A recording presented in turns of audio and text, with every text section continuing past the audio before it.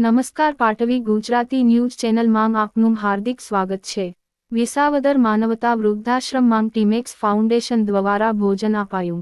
વિસાવદર ખાતે ધર્મશાળામાં ચાલતા માનવતા વૃદ્ધાશ્રમમાં આજ રોજ ટીમેક્સ ફાઉન્ડેશન નિકોલ અમદાવાદના કર્મચારી ટીમ દ્વારા વૃદ્ધોને રસપૂરી, ભજીયા, શાક, રોટલી વગેરે પ્રકારનું રુચિ અનુરૂપ ભોજન આજ રોજ પીરસવામાં આવ્યું હતું।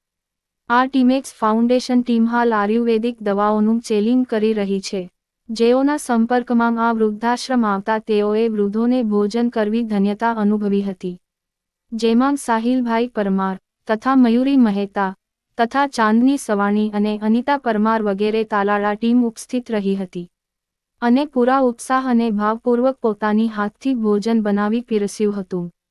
આ તકે વૃદ્ધ વડીલો પણ ખુશહાલ થયા હતા। આ પ્રસંગે માનવતા વૃદ્ધાશ્રમના સ્થાપક વશરામભાઈ પરમાર તથા હેતલ સોલંકી તેમજ આરતી પરમાર તથા બાબુભાઈ ખુમાણ તથા ભૂપતભાઈ વગેરે મહાનુભાવો ઉપસ્થિત રહ્યા હતા। રિપોર્ટર શ્યામ ચાવડા, વિસાવદર।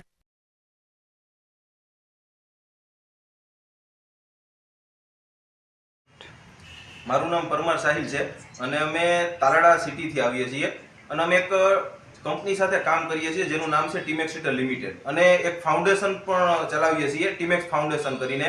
તો હું પરમાર સાહિલ છું, બરાબર। મારી સાથે મયુરી મેડમ છે અને અમારી આખી ટીમ છે જેની અંદર ચાંદની સવાણી મેડમ અને અનિતા પરમાર કરીને છે। તો આજથી કહેવાય ને કે 30 દિવસ પહેલા અમારે એક ભાઈ સાથે મુલાકાત થઈ હતી, ભૂપતભાઈ કરીને છે કે જેને હેલ્થની પ્રોડક્ટને લઈને અમારી વાતચીત થઈ હતી અને વિસાવદરની અંદર એક વૃદ્ધાશ્રમ છે, બરાબર। તો ત્યાં અમારી મુલાકાત થઈ હતી અને ત્યારથી એક સપનું બન્યું હતું કે આજે હેલ્થના માધ્યમથી અમે લોકોને સારામાં સારી હેલ્થ તો પ્રોવાઈડ કરીએ છીએ, પણ કહેવાય ને કે અમારું ટીમેક્સ ફાઉન્ડેશન છે એ ફ્રી સમયની અંદર અમે લોકોને સેવા પણ અર્પણ કરીએ છીએ। તો એવામાં મારી સાથે જે છે મયુરી મેડમ કરીને, તો એની એક ઈચ્છા હતી કે અહીંયા જેટલા પણ વૃદ્ધો છે, બરાબર, તો એને કહેવાય ને કે જમાડી અને એના આશીર્વાદ લેવાની એની ઈચ્છા હતી। તો આજની તારીખે અમે અહીંયા અમારી આખી ટીમ, બરાબર, અહીંયા એકઠી થઈ છે અને અમારી જે ઈચ્છા હતી, બરાબર, એ ઈચ્છા અમે પૂરી કરી છે। તો હું મયુરીબેનને કહી કે એની ઈચ્છા પૂરી થઈ તો આજે એને કેટલી ખુશી થઈ। આજે એમ કહું ને કે મને સૌથી વધારે ઈચ્છા હતી કે મારે વૃદ્ધોને જમાડવા છે એમ। તો હું અહીંયા જ્યારે આવી ત્યારે મેં આ વસરામભાઈને વાત કરી કે મારે આ લોકોને અહીંયા જમાડવા છે, તો એણે કીધું હા મેડમ તમે એકવાર આવજો એમ।